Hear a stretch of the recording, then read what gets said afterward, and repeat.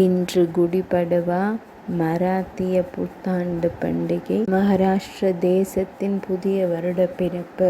மராத்தி புத்தாண்டு சித்திரை மாதத்தின் முதல் நாளில் வருகிறது.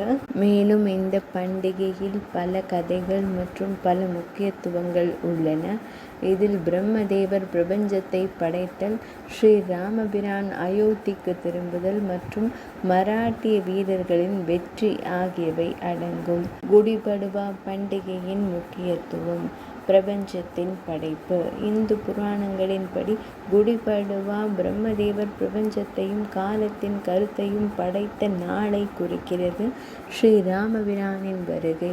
ராவணனை தோற்கடித்து வதம் செய்து 14 ஆண்டு வனவாசத்தை நிறைவு செய்த ஸ்ரீ ராமபிரான் அயோத்திக்கு திரும்பிய நாளாகவும் இது நம்பப்படுகிறது. இது வெற்றி மற்றும் செழிப்பை குறிக்கிறது. மராட்டிய வீரர்களின் வெற்றி.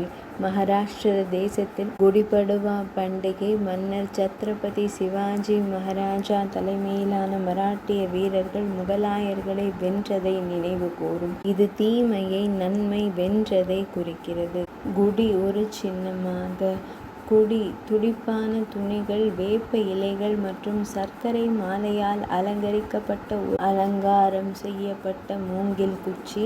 இல்லங்களுக்கு வெளியே வெற்றி மற்றும் செழிப்பின் அடையாளமாக அது ஏற்றப்படுகிறது. இது ஸ்ரீ ராமபிரானின் வெற்றியையும் அவர் தனது அரசாட்சிக்கு கொண்டு வந்த செழிப்பையும் குறிக்கிறது. விவசாய முக்கியத்துவம். குடிபடுவா அறுவடை காலத்தின் தொடக்கத்தையும் குறிக்கிறது. இது விவசாய முயற்சிகளில் மிகுதியையும் செழிப்பையும் குறிக்கிறது. சாலிவாகன சகாப்தம். சாலிவாகன மன்னர் சாகர்களை தோற்கடித்த பிறகு குடிபடுவா சாலிவாகன நாள்காட்டியின் தொடக்கத்தை குறிக்கிறது என்றும் சிலர் நம்புகிறார்கள்.